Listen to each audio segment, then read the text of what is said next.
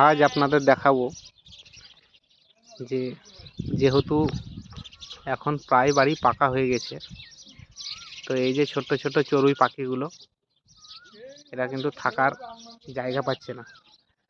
তো এখানে একটা অনেক বড় খড়ের গাদা রয়েছে। তারা কিন্তু সেই আগের মতোই, যেমন মাটির বাড়িতে যেমন খড়ের চাল থাকতো, তো সেভাবেই কিন্তু এই চড়ুই পাখিগুলো বাসা করেছে। দেখুন, আপনারা যারা গ্রামগঞ্জের মানুষ অবশ্যই বুঝতে পারবেন, এগুলো কিন্তু প্রত্যেকটা পাখির বাসা। তারা তাদের জীবনটাকে নিজের মতো আঁকড়ে ধরে রেখেছে।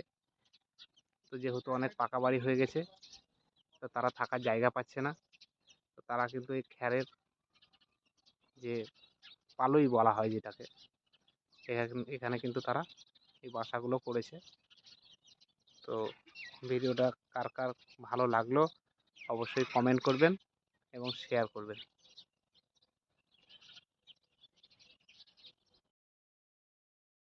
আজ আপনাদের দেখাবো যে যেহেতু এখন প্রায় বাড়ি পাকা হয়ে গেছে, তো এই যে ছোট্ট ছোট্ট চড়ুই পাখিগুলো এরা কিন্তু থাকার জায়গা পাচ্ছে না।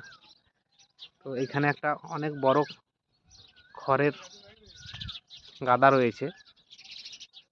তারা কিন্তু সেই আগের মতোই, যেমন মাটির বাড়িতে যেমন খড়ের চাল থাকতো, তো সেভাবেই কিন্তু এই চড়ুই পাখিগুলো বাসা করেছে। দেখুন, আপনারা যারা গ্রামগঞ্জের মানুষ অবশ্যই বুঝতে পারবেন, এগুলো কিন্তু প্রত্যেকটা পাখির বাসা।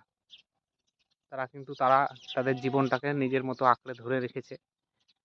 তো যেহেতু অনেক পাকা বাড়ি হয়ে গেছে, তো তারা থাকার জায়গা পাচ্ছে না। তো তারা কিন্তু এই খ্যারের যে পালই বলা হয় যেটাকে, এখানে কিন্তু তারা এই বাসাগুলো করেছে। তো ভিডিওটা কার কার ভালো লাগলো অবশ্যই কমেন্ট করবেন এবং শেয়ার করবেন।